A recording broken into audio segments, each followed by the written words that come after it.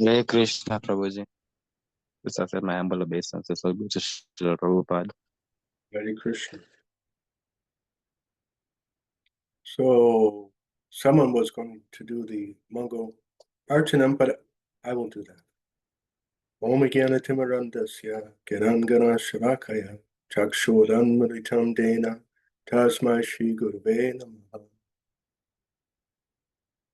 Vandeham Shri Guru Shriyata Padakamalam Shri Gurum Vaishnavamscha Shri Rupam Sagradatam Sahagana Raganatam Tam Sajivam Sadvaitam Savadutam Parijana Sayatam Shri Krishna Chaitanya Devam Shri Radha Krishna Padam Lalita Shiva Shakam Vitamscha Hey Krishna Karuna Sindhu Dina Bandhu Jagatpate Gopesha Gopika Kanta Radha Kanta Namostuste Tapta Kanchana Gorange Radhe Vrindavaneshwari Rishabhano Sutadevi Prananami Hari Priye Panchakalpa Trubhasta Kripa Sindhu Bhaivacha Patitanan Pavanebhyo Vaishnavebhyo Namo Namaha Jai Shri Krishna Chaitanya Prabhu Nityananda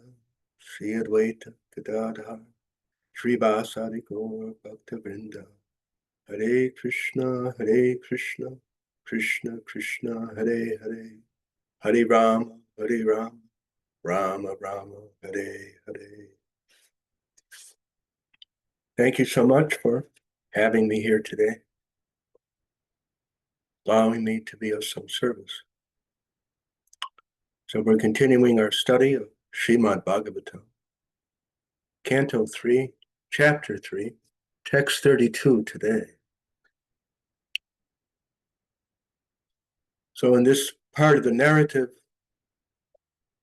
Uddhava, the pure devotee, close friend of Lord Krishna, is going on to Badarak Ashram, and Vidura will be meeting with the great devotee Maitreya.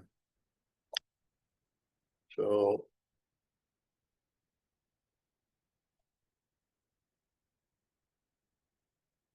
Vidura had asked how it was that Uddhava came to be instructed by Krishna. And in text 31, Uddhava repeats something Lord Krishna said. Uddhava is not inferior to me in any way because he is never affected by the modes of material nature. Therefore, he may remain in this world in order to disseminate specific knowledge of the personality of Godhead. And then in today's text, which is number 32, I'll read the Sanskrit. Evam triloka guruna sandista shabda yonina varyashrama asadya harin ije samadhina. Word for word. Evam, thus, triloka, three worlds. Guruna, by the spiritual master. Sandista, being perfectly taught. Shabda yonina, by one who is the source of all Vedic knowledge. Badarak Ashramam, in the pilgrimage site of Badarak Ashram. Asadya, reaching. Harim, unto the Lord. Ej, satisfied.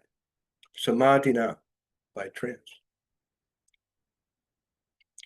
Translation and purport by His Divine Grace A.C. Bhaktivedanta Swami, Srila Prabhupada. Shukadeva Goswami informed the king that Uddhava, being thus instructed by the Supreme Personality of Godhead, who is the source of all Vedic knowledge and the spiritual master of the three worlds, reached the pilgrimage site at Badarak Ashrama and engaged himself there in trance to satisfy the Lord. Purport. Lord Sri Krishna is factually the spiritual master of the three worlds, and he is the original source of all Vedic knowledge. It is very difficult, however, to understand the personal feature of the absolute truth, even from the Vedas. His personal instructions are needed in order to understand the personality of Godhead as the supreme absolute truth.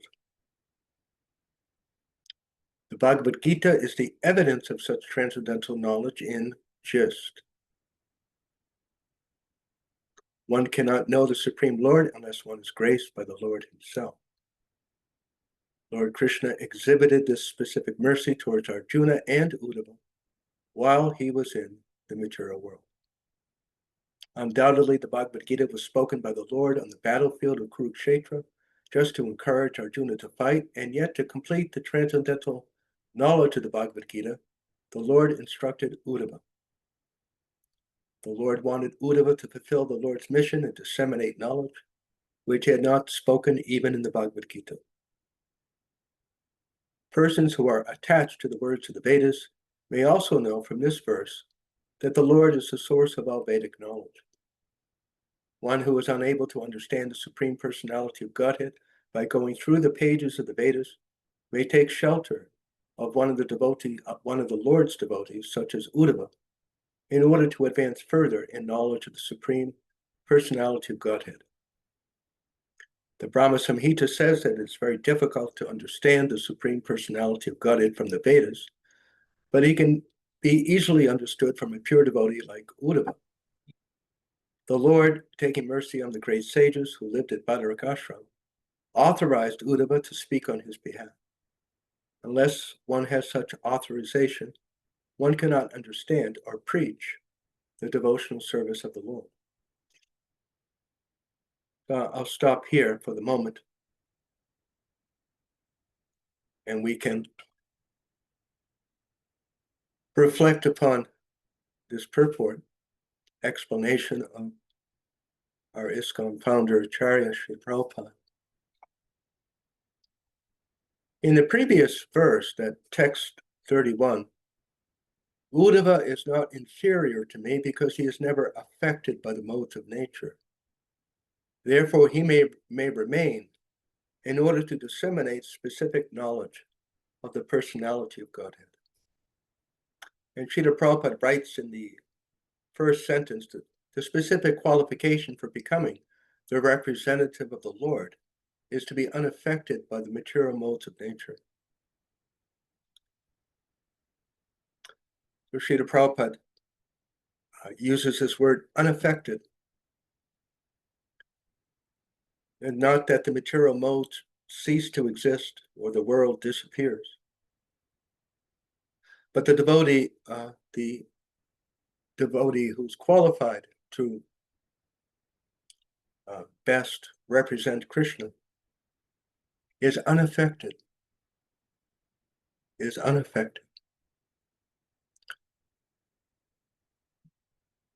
And why is that important? Why do you think that's important, that someone who's supposed to be representing Bhagavan is as unaffected by the modes of nature as possible? Why might that be important?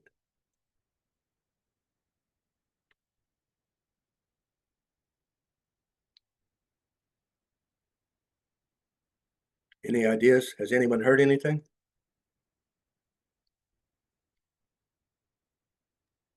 Hare Krishna, please accept my humble obeisances. I am thinking that one has to live in a righteous way, not to be questioned or something. Not questionable. One has to believe what one is teaching? Is that? Yes. Okay, yes, very good point.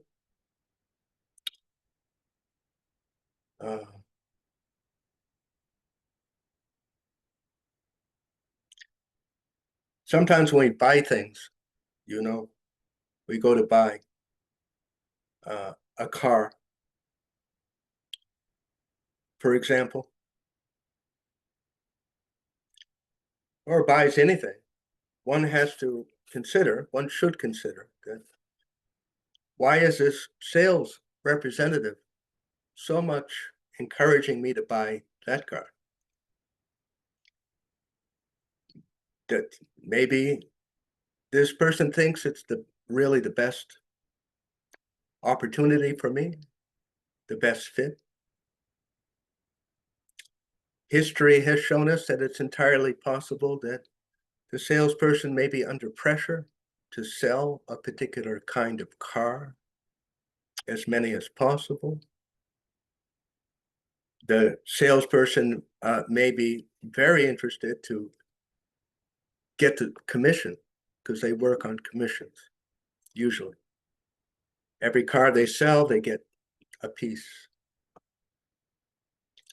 So these things are well known in society. Under the influence of profit, motive, desire to have a profit, sometimes people will say anything. Isn't that the case? People will say anything just to get you to buy. They are not always completely interested in your benefit because they're under the pressure of selfish motivation. Isn't that true? So how important it is to be not under the pressure of things if one is teaching. It is well documented. It is well known that in the scientific community, at universities, it is well documented. Very often the people, the scientific researchers, they have to be careful. They can't write just any report, because if their report goes against current teachings at the university, certain beliefs, they could lose their job, or they could lose grant money, they could lose funding for their research. It's well known. You can look on the internet. So many instances, these scientists, they have to bite their tongue. They would like to report some information, but if they do, they could lose their job or suffer criticism. They don't want to do that. So forget the truth. Let's just not report what I think is true because I may lose. So that's not so good, is it? That's a little scary. That's a little scary. Therefore, this being unaffected, not attached to what happens, that I will say the truth, and whatever, if I lose my position, I lose my fancy flat in the good part of the city, I don't care. I am devoted to the truth. That's how it should be, right? I mean, there's the car salesman, when you go to purchase the car, that's how it should be. Then, well, maybe I won't get maybe I'll get a very small commission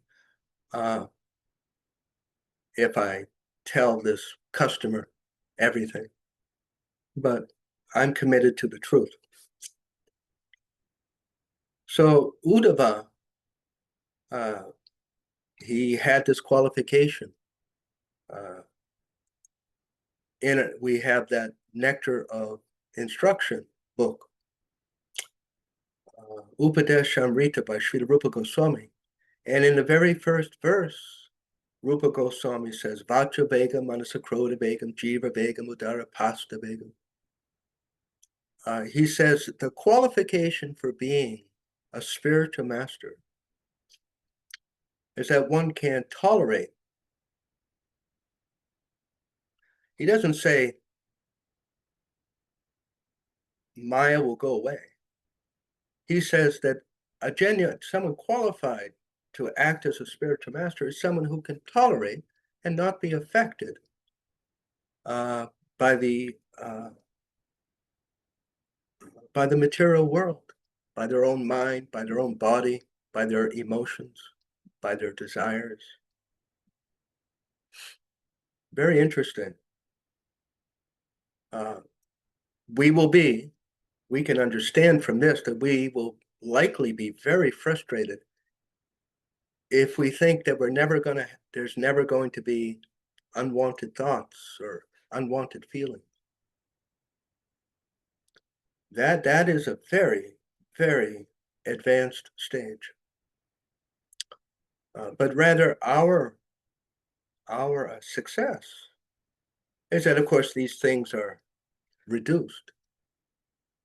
But we learn how to just let them come and let them go. In the 14th chapter of the Bhagavad Gita, Arjuna asked Lord Krishna, how does one become situated in transcendence? Very nice chapter and very useful reply. Lord Krishna says that one who is neutral, heat and cold, desires, emotions, just watching them. Just let them come, let them go. And Lord Krishna says one should not hate them. We should not think, oh, I'm an awful, terrible person, these thoughts. No, just, and let it come and let it go. And keep our mind focused on spiritual efforts, spiritual thoughts. This mind in the body is like a machine. You can't blame a machine for acting like a machine. That's not right. Of course, we are responsible for keeping control of our mind and our body, but we're not terribly responsible for how it works, what it does. Just like sometimes mothers or fathers, but we'll just say mothers, you take your child to the store, 3-4-year-old child. And then sometimes we see the children, they're sitting on the floor of the store and they're screaming, they're angry, they want some biscuits, they want some candy, and they're not getting it. Is that your fault? Is that your fault that the child is screaming? That's what children do. That's what 3- and 4-year-old children do.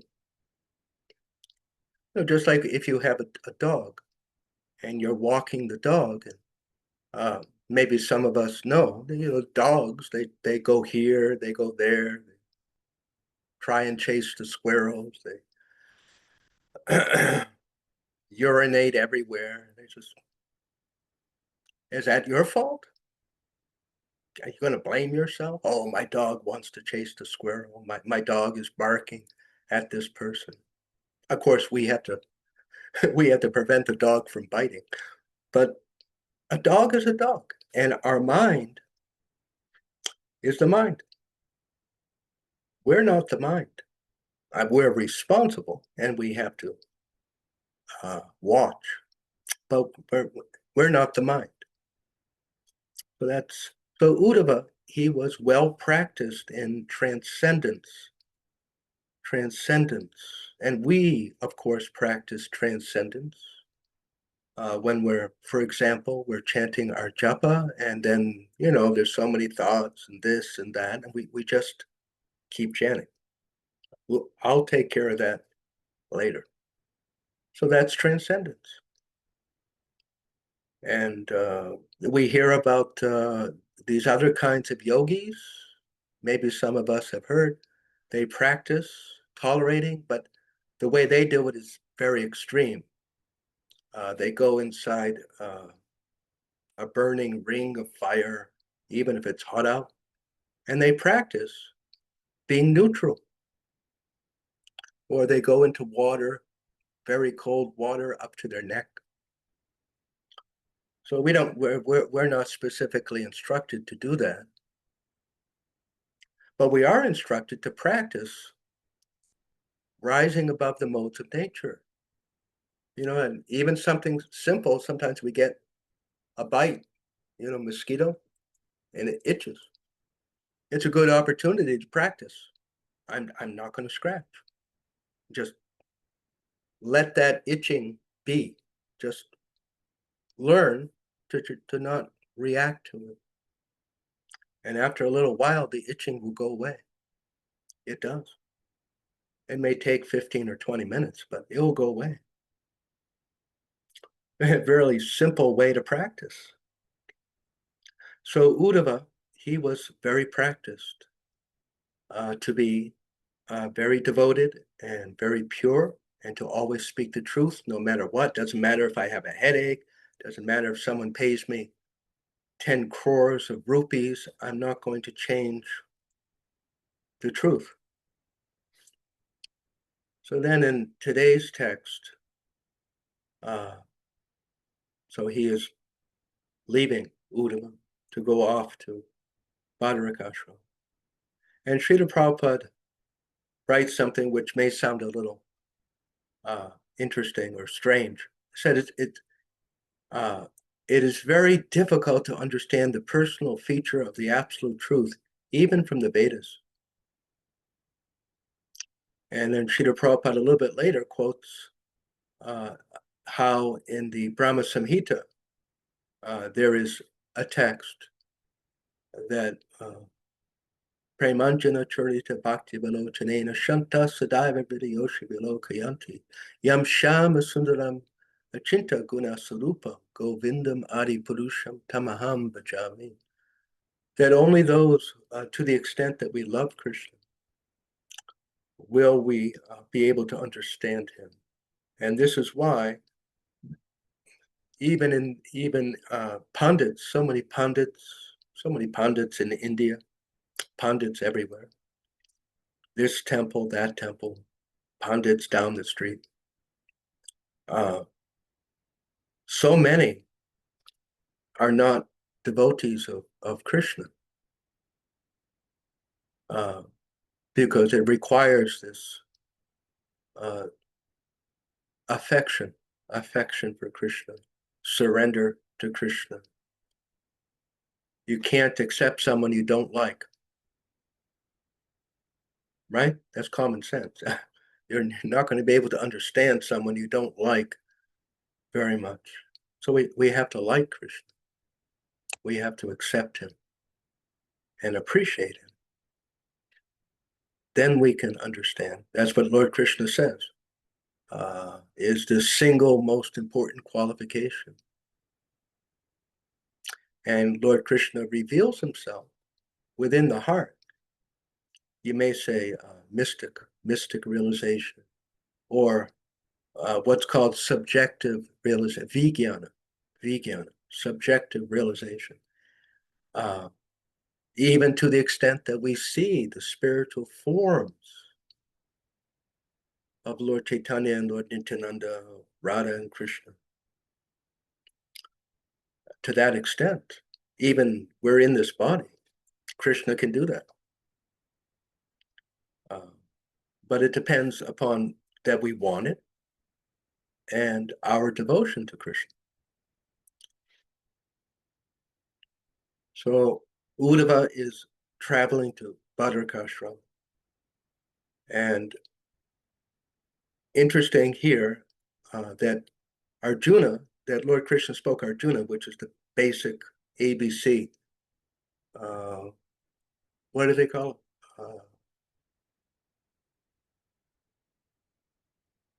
Undergraduate. Your BS, your bachelor degree is the Bhagavad Gita. And Srimad Bhagavatam is master's, postgraduate, and then the Chaitanya Charitamrita can be considered the PhD. Deeper understanding. So this is we can find in the 11th canto of Srimad Bhagavatam, there is a whole section, many chapters, which is called the Uddhava Gita. Uddhava Gita. And that is where Lord Krishna instructs Uddhava, and there's many more details master's degree about Bhagavad Gita. So Uddhava is going to be responsible for sharing this deeper understanding of Krishna. Then at the end of what is this? The second paragraph, Srila Prabhupada says, unless one has such authorization, one cannot understand or preach the devotional service of the Lord. In the Bhagavad Gita, Lord Krishna uses this phrase, Yogamaya Samavrita, with regard to how he covers by his Yogamaya the understanding of people who are foolish and atheistic. You may say they cover themselves. Because of their attitude, Krishna does not reveal they don't want. And for those who are devoted, what is that verse in the 10th canto or 9th canto? That those who are engaged in under the shelter of Yogamaya, they're nourished, they get understanding that helps them to appreciate Krishna under the shelter of Srimati Radharani.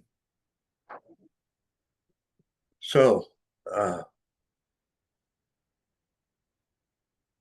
one cannot get very deep understanding, and of course if one doesn't have very deep understanding, then how is one going to teach?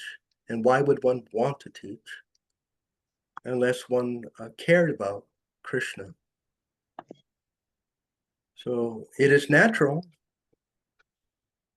if we care about someone, then we want to do what will make them happy. And Krishna wants everyone to go back to Godhead, and therefore those who care about him, they do what they can to make that happen.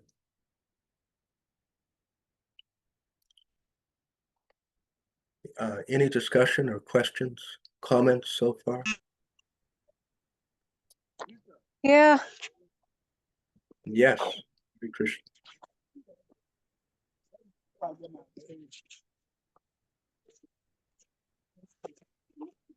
A question?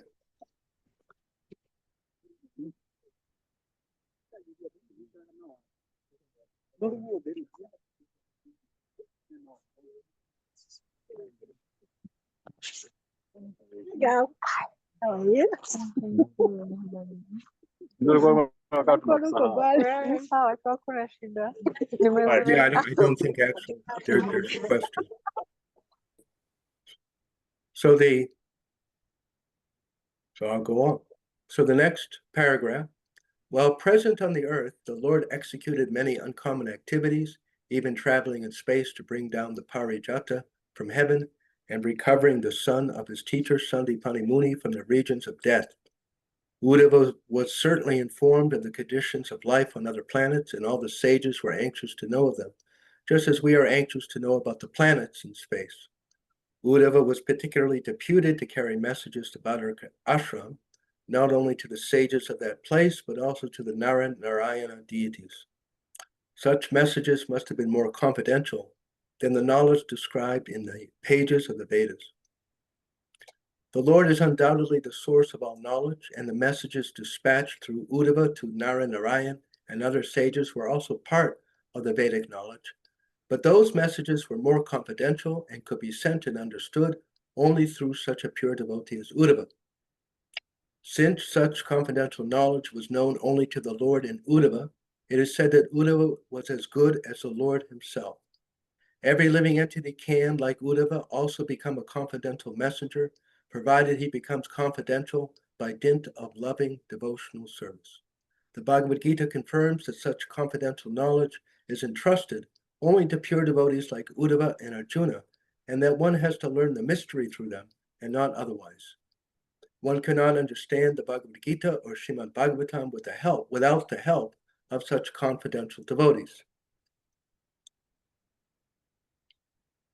According to Srila Vishwanath Chakravarti Thakur, those confidential messages must have concerned the mystery of the Lord's departure and the annihilation of his dynasty after the end of his appearance in the mundane world for 100 years.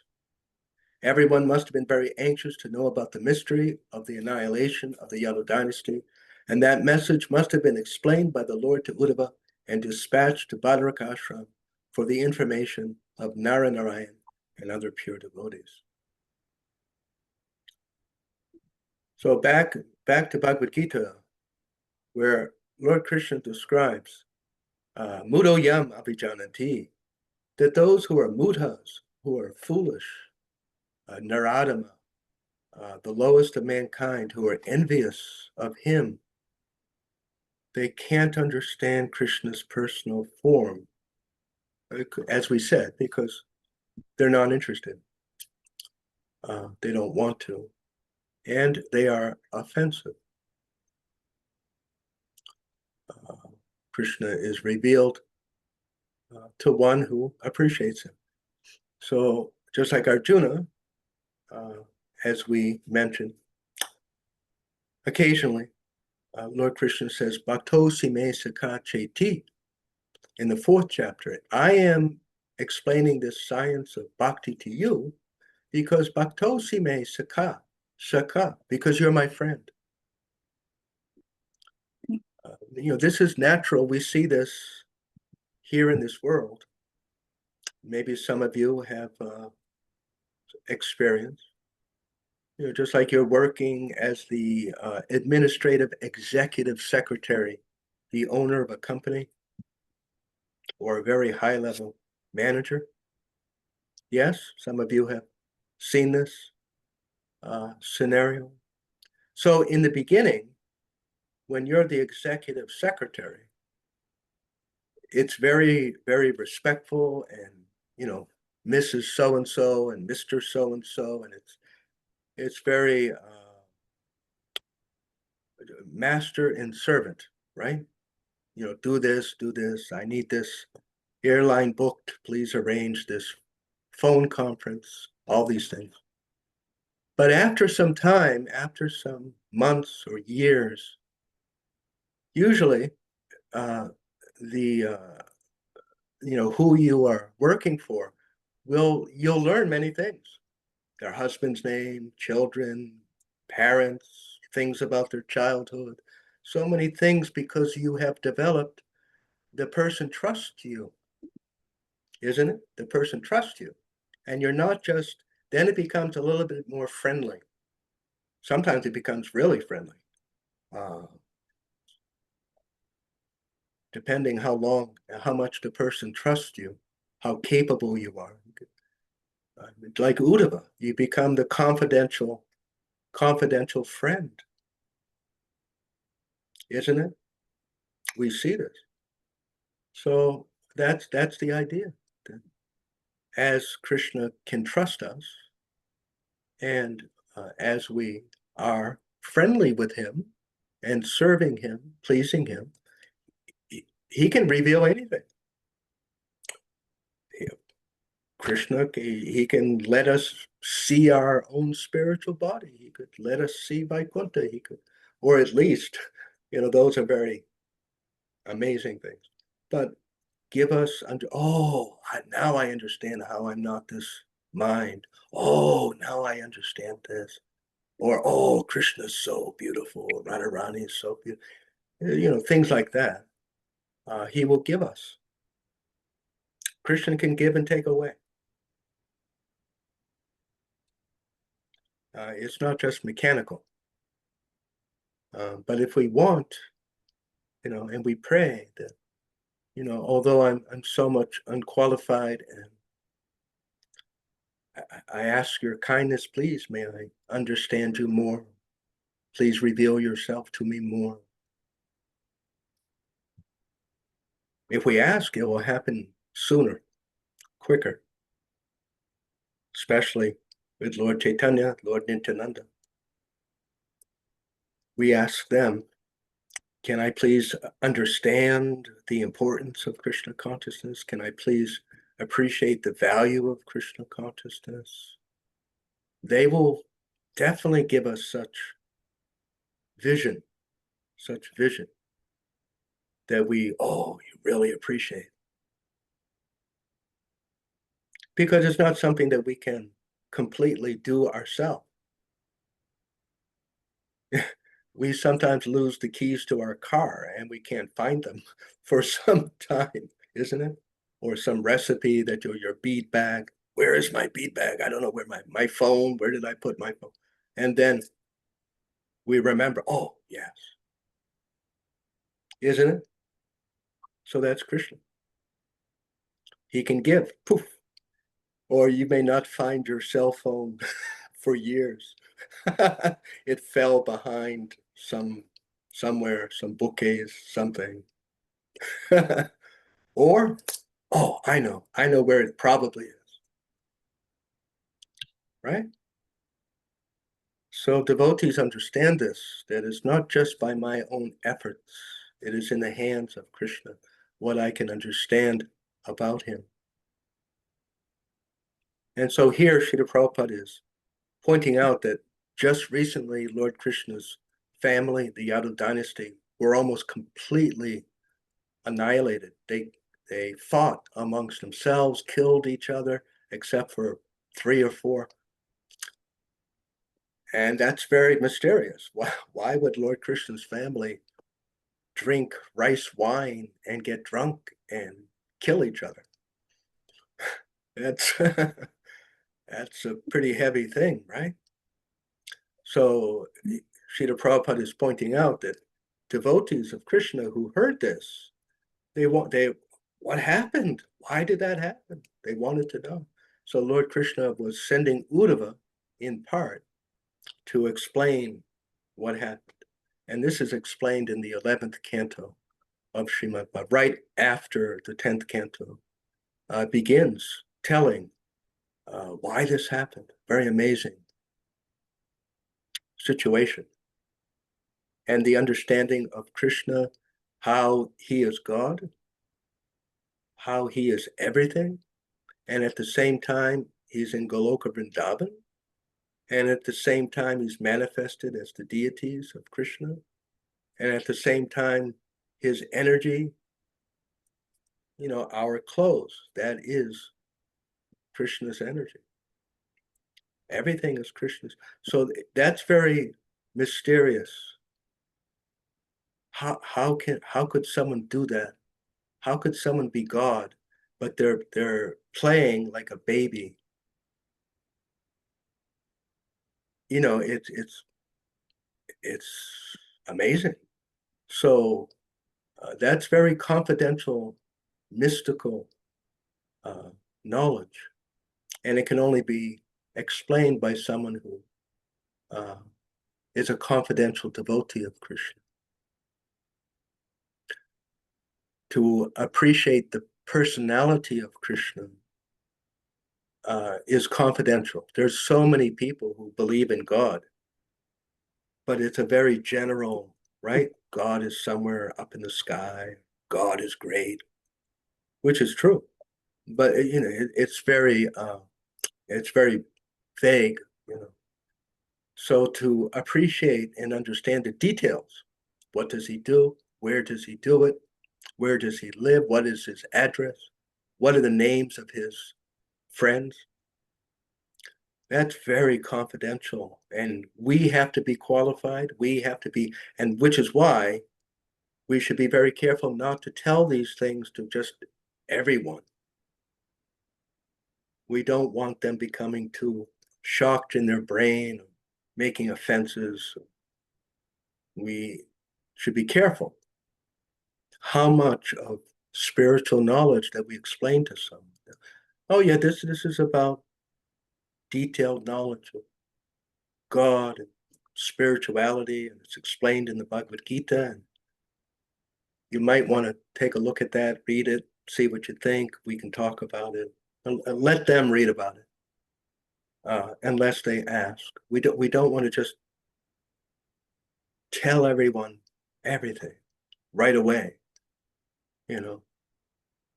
Your aunt says, "What is this, Hare Krishna?" And we start telling her about Lord Nrsimha, Lord Varaha, Lord Vamana, Krishna dancing with the gopis. No, we don't want to do that right away. No, this is basic, some basic points.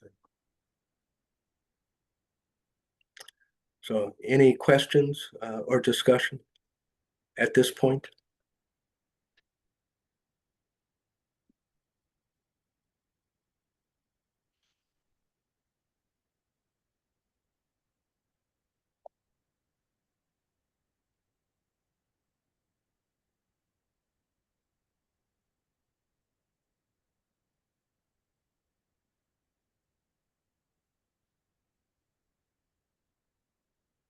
So if not, I will go on to the next text, text 33.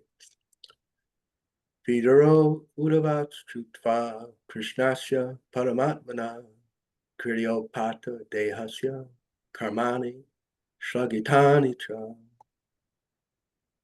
Translation and purport by Srila Prabhupada. Vidura also heard from Uddhava about the appearance and disappearance of Lord Krishna, the Supersoul, in the mortal world, which is a subject matter sought after with great perseverance by great sages.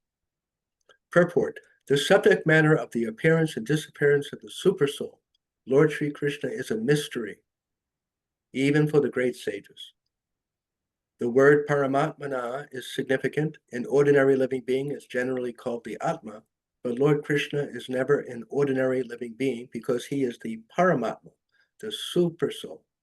Yet his appearance as one of the human beings and his disappearance from the mortal world are subject matters for research workers who execute research work with great perseverance. Such subject matters are certainly of increasing interest because the researchers have to search out the transcendental abode of the Lord, which he enters after finishing his pastimes in the mortal world. Just what we were discussing. But even the great sages have no information.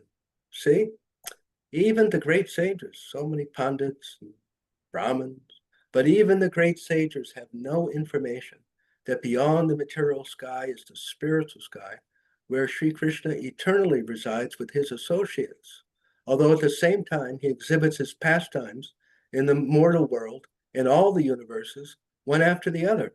And that's exactly what we were discussing. This fact is confirmed in the Brahma Samhita, Goloka Eva Nivasat Karilatma Bhuta. The Lord, by his inconceivable potency, resides in his eternal abode, Goloka, yet at the same time, as the Supersoul, he is present everywhere, in both the material and spiritual sky, by his multi-varieties of manifestation. Therefore, his appearance and disappearance are simultaneously going on, and no one can say definitely which of them is the beginning and which is the end. His eternal pastimes have no beginning or end, and one has to learn of them from the pure devotee only, and not waste valuable time in so-called research work.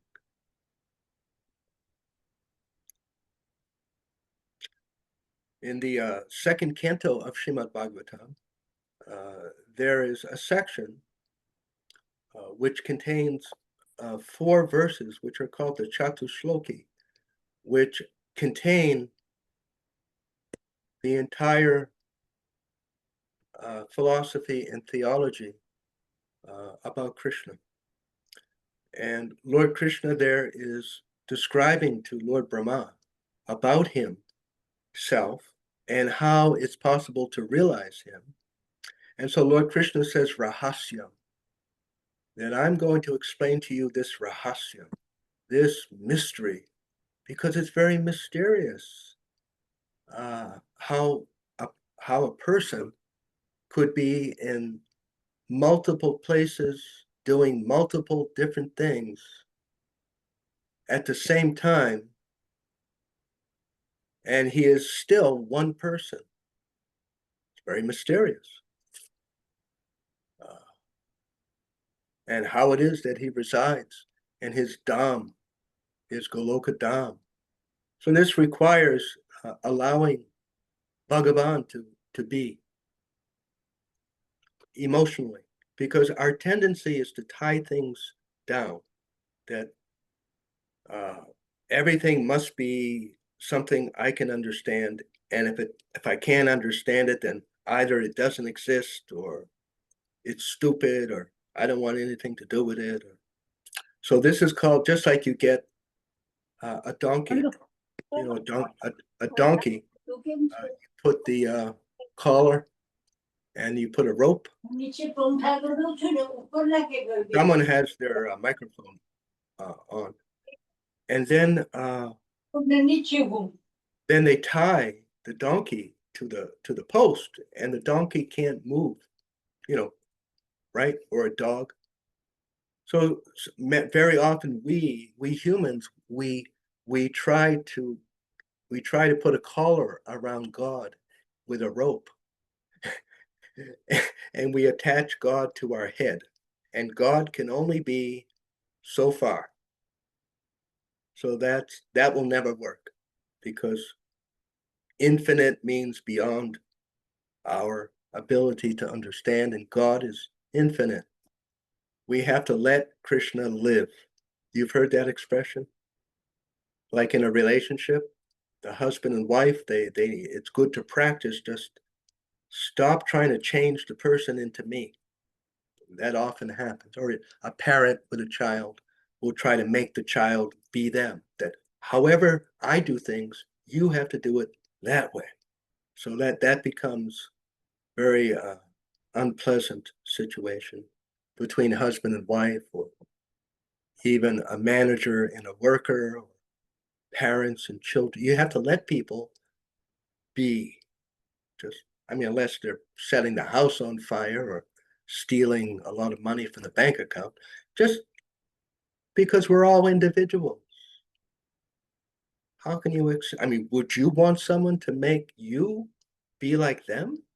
It's so troubling and limiting. And if we try to do that with Krishna, that Krishna, you must be within the boundaries of my thinking. It won't work. So a devotee, is one characteristic of a devotee of God is that they understand that I can't understand everything, and that's okay. I'm okay with that. I don't have a problem with that. And God is something I can't completely understand, and that's okay. And if I hear that God is doing some amazing things, he's God. At least theoretically, it's possible. What else can you say? Well, how can God do this? He's God. Oh yeah, right. Well, it still shocks my brain, but you can't deny that. You can't say to God, you can't do that. It's silly. It's childish. It's very childish. So a devotee is someone who understands this, that God has inconceivable powers, much more than me. He can do a lot of things I can't do. And if it's difficult for me to understand, that's me. That's my problem. It's not the Hare Krishnas, it's not God, me. That's my issue. So this is humility. Humility. I don't know everything, and that's okay. We meet many people. I can see it in myself, especially in the past. Somehow we are trained to think that we can know everything. Some of us more than others. Well, I went to college and I'm smart, and I should know everything. No, you hardly know anything. You really don't. You really don't. We don't. I don't. There's so many things to know. Hundreds and thousands of different things that one can learn. What do I know how to do? How much do any of us know how to do? There's so many things to learn. And that's a nice thing to say to people sometimes. If they're really like, oh, how can God appear as a half lion, half human? It's something you have to learn. It's something to become familiar with. That's all. And that's really all it is. It's just something else to learn. We learn how to add, we learn how to talk, we learn how to drive a car. We learn the best way to save money when we're shopping. So we learn about God. Oh, God is beyond the limits of my mental rope. And I have to stop trying to tie Krishna down and let him live. Krishna is who he is. And we just, it's in our best interest to figure out how to be at peace with that. All right, that's the way he is, okay. Just like we do with other humans sometimes, isn't it? We come to this conclusion, well, he's like that and it's not terrible, but whatever, I'm not going to make a big fuss and cause a big distraction. Just let the guy live, or let the woman live, or let Krishna live. If he wants to appear as a little boy and run like he's afraid of his mother, let him do that. And then we just appreciate, we enjoy that. Oh, Krishna's doing more amazing things. Oh, this is wonderful. So something I was thinking about, not necessarily directly related to the class, but how is anything not related to Krishna? That in the Bhagavad Gita, Krishna, right, he says, I'm the taste of water, ability in man, light of the sun, light of the moon, of the mountains, on the Himalayas, right? Of thinkers, I am Brihaspati. All these things that right now, each of us, we're all seeing different things. I mean, if you look away from the computer, you're already looking away from the computer, whatever, or the phone. Things that you see around your flat, things that you see out the window. And this is all representations of Krishna, specifically things that are very top-notch, things that are very great. So where I'm going is that, isn't it? Krishna's the best guitar player, drum player. He's the best of singers. Can you imagine Krishna singing? Think of singers that you like. Seriously, think of one or two singers that, oh yeah, they really sing good. Imagine Krishna. Some of us have familiarity with sports, cricket and soccer, all these things, tennis. Krishna's the best tennis player. Where do you think, right? Where does this tennis player, Venus and Serena Williams and whatever the new top tennis players are, soccer players, where do they get that? It's Krishna. Imagine Krishna playing soccer. Seriously, Krishna and Balaram playing soccer. Wow. Or singing, or painting. Krishna's the best painter. He's the most creative. Look how he makes, cauliflower, broccoli, zucchini, gourd, squash, so many kinds of spinach and greens and beans. It's very creative, isn't it? Very ingenious. And so many things, isn't it? Such Krishna, Bhagavan is so brilliant designer. Look at all the different cars, all the different designs. It's Krishna. Architecture, Krishna's the best architect because he's the one who's giving the ideas to all of us tiny little humans. So in this way, I was thinking, it's a very simple way that we can, oh yes, Krishna, wow, must be. It's not necessarily seeing Lord Krishna's spiritual form, but it's very real to get us an idea of the personality of Krishna. The best cook. Imagine Krishna cooking.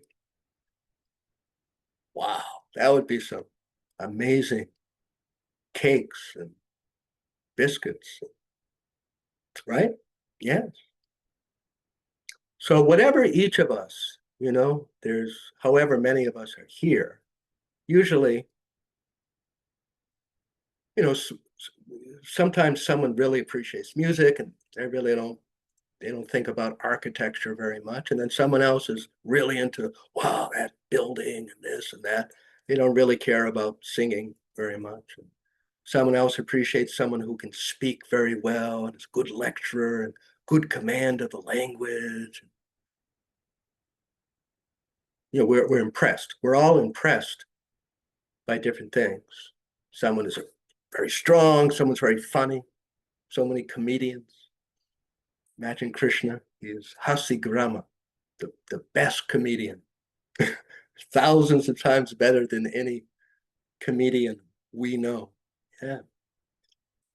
So in this way, oh, wow, Krishna's amazing. It's something that we can realize right now.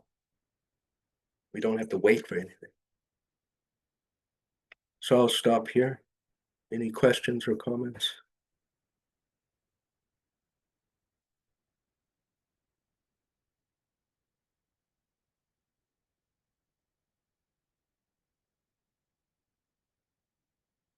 All good.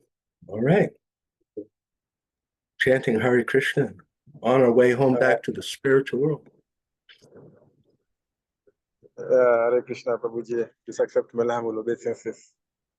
Wow, thank you for that class, that discourse, with so many realizations, especially when I think of the footballers I know, and I think of if Krishna was to play that football, how it would be like, as you are saying, Balaram and Krishna being on the same pitch. It will be just I don't know, maybe even comedy. And here we are also in this material world. We are thinking we are home just because of him. We're thinking this is the universe to lord over because of his illusory energies.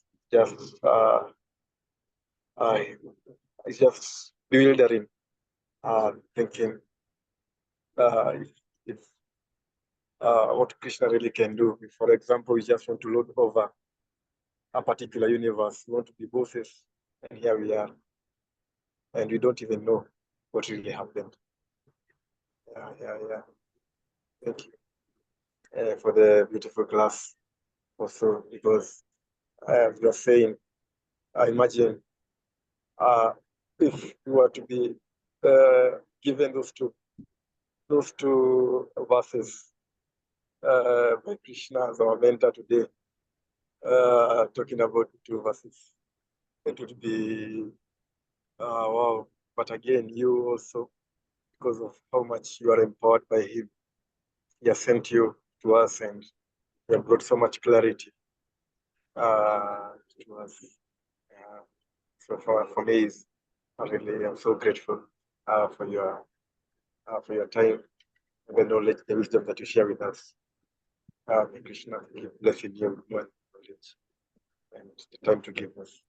Hare Krishna. Thank you so much. Hare Krishna. Thank you.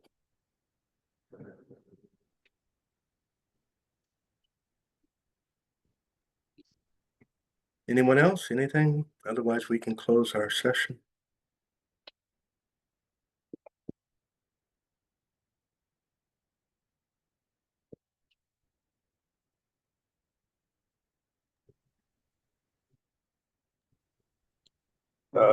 If no comments or question, like to kindly invite Chandni Mataji. Are you able to end the class for us today? Hare Krishna.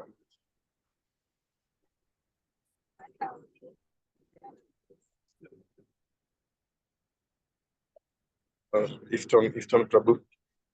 Are you able to end the class? Kindly. Hare Krishna. Yeah, I am able to end the class. Thank you, Dina Sharana Prabhu, for the enriching class, and I really appreciate you for giving your time to take us through the Bhagavad Gita. And also, it was such an enlightening class. I hope to have the association more and more every single day. So I will request all of us to unmute and chant one round of the Hare Krishna Mahamantra in the glorification of His Grace, Dina Sharana Prabhu. Hare Krishna, Hare Krishna, Krishna Krishna, Hare Hare, Hare Rama, Hare Rama, Ram Rama. Vanchakalpatarubhyacha Kripa Sindhubhya Patitanam Pavanebhyo Vaishnavebhyo Namo Granth Raj Srimad Bhagavatam ki Hare Krishna. Again, thank you so much for having me. All glories to Shri Guru and Shri Gauranga. Hare Be well, be safe. Hare Prabhupada ki Jai Jai. Hare Krishna. His Grace Dina Sharana Das Prabhu ki Jai, Jai, Ananta Koti Vaishnava Vrinda ki. Jai. Thank you.